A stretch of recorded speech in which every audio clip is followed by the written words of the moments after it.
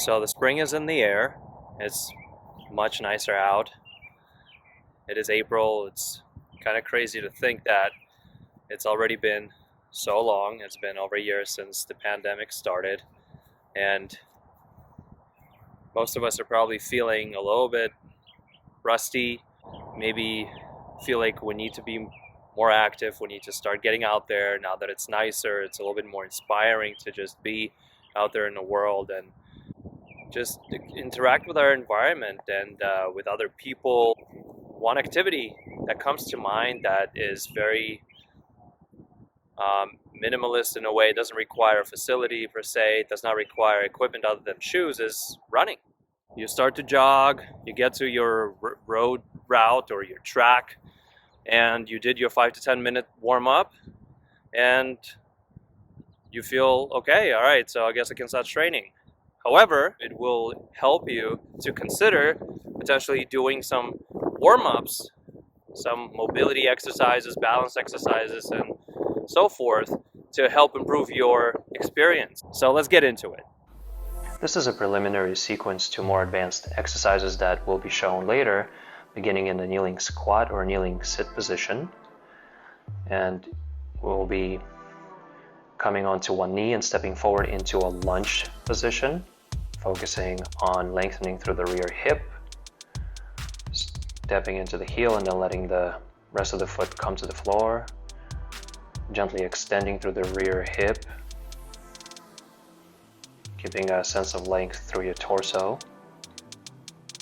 and coming back into the kneeling squat and sit and switching. You can take this time to assess how you feel on one side and the other. A lot of times the sensations are different, and you can tune into that. Think of the joint position, keeping your knee poised over the middle of your foot as you get into position, sinking through your hip joint in the forward leg. The next variation we'll be doing will involve rotation. As you step forward into the lunge position, palm your hands together in front of your chest, about the level of your sternum, your chest bone, and then slowly turn your hands and arms and chest together over the front thigh, opposite of the rear leg. As you go through these variations, keep track of your positioning and your stability. Right, don't turn too much where you feel out of balance. Start with smaller movements, and then you can increase them as you get further into the exercise. The next variation will involve pressing the arms up into a vertical position above your shoulders as you get into the lunge. And as you do that, as you press your arms up into a vertical position, you can even more focus on extension of your spine, extension of your hip,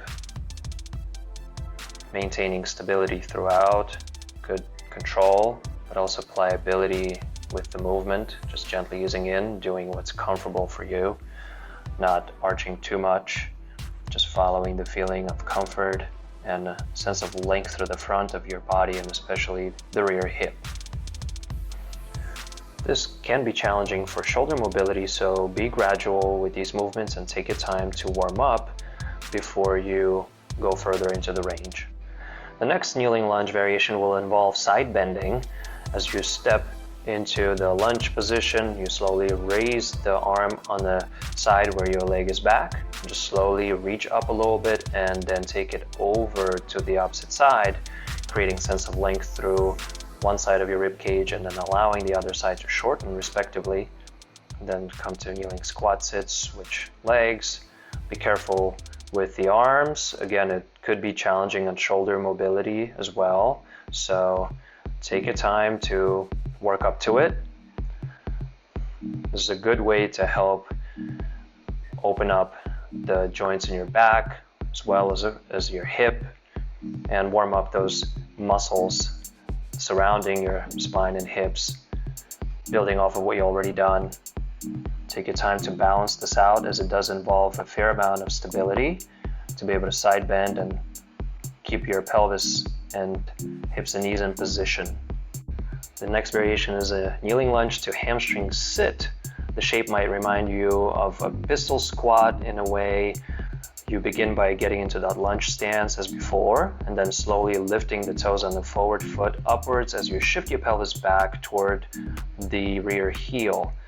Be generous with this movement at first, as it does require a good amount of knee mobility, so take your time and don't push beyond what you can comfortably do, balancing and bending into the rear knee, as well as lengthening the back of the front leg, really focusing on creating a sense of length through the back of the leg, sinking through your front hip joint to allow that fold to happen, where your chest will go towards perpendicular in relationship to your forward thigh.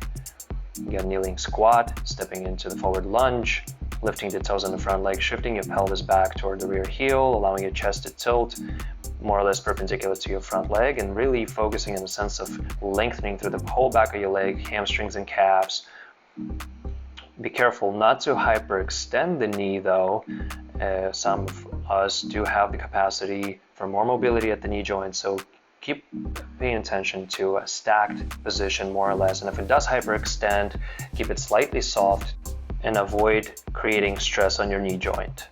The purpose of this sequence is to help you open up your external hip muscles such as your glutes and external rotators of the hip. Begin by sitting with one knee forward, your shin parallel to the pelvis, and one knee behind in a comfortable place. Press your hands into the ground, open your chest, get into a slight extension, and then slowly walk yourself down into a fold. Be generous here. Work your breathing, press back up, and then slowly walk your hands on the outside of the forward knee. Just take your time approaching that position. It definitely is challenging in terms of mobility, and it might take some time to get there. This one really helps you open up the back. You fold on the outside of the front knee in a place that's comfortable for you. Use your hands and forearms to support your body weight to reduce strain on the hip joints. Walk yourself back up to the center, and then slowly walk towards the inside of the front knee. And just again, ease into position. This one might be even more challenging than the previous one, so be careful and don't strain. Switch your legs. Now the other knee comes in front. That same shin parallel to your pelvis, and the opposite leg slightly behind you in a side-sitting type of position. This also could be thought of as a hurdler's mobility position. And again, we start in the center, walk forward slowly as you fold, then press back into extension, slowly walk on the outside of the same knee, gently walk yourself into a fold. Use your hands or forearms or elbows to help you support your body weight to avoid compression on the hip joints, and press back up, come back into slight extension, open up your abdomen, chest, hips, and then slowly walk to the inside of the forward knee and gently walk yourself down. These type of deeper mobility movements might take time to develop, so take your time and be careful. As a progression to the kneeling lunges, it's a good idea to take them to a standing version and incorporate forward and back lunging with different variations that I showed before. And this one is just a forward and back lunge with the emphasis on lengthening through the rear hip. So as you go through it, you can gradually increase the length of your stride and work your balance in order to prepare for more advanced versions that are coming up next. The next variation that will emphasize the mobility of your back more, and of course still the hips and knees, is the overhead version. So as you continue lunging forward or backwards, you lift your arms up toward the ceiling in order to emphasize the length through your torso, as if to continue that line of your spine with your arms, and maybe gently emphasizing a little bit of arching, a little bit of a bowing motion into this overhead lunge. Be careful with your back, don't strain, watch your balance. These are all balance and stability exercises as well as mobility exercises, so joint position is still very important.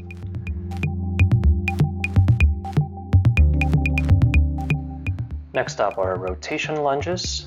So as you step forward into a lunge or backwards, you bring your arms in front of your chest. You can palm them together and gently turn your hands and arms and chest on the same side as the forward knee. Be careful not to strain, not to turn too much. This exercise does require a fair amount of stability as well as mobility.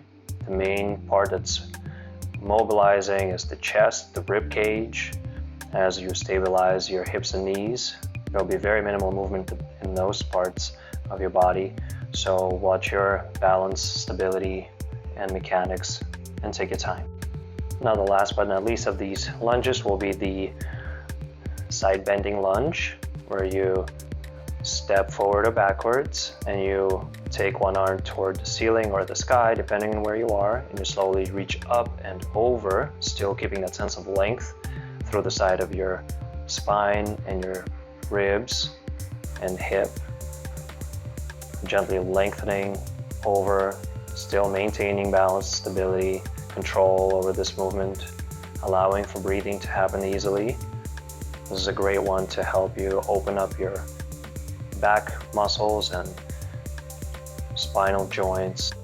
This is a more advanced hip mobility exercise that helps you work on opening up your external hip muscles. The figure 4 squatting stretch.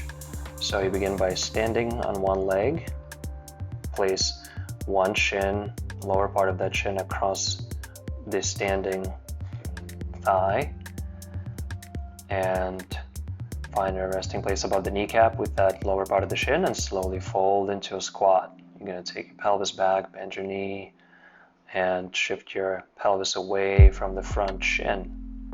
This one is definitely balance intensive and in some ways similar to the hurdler stretch I showed earlier.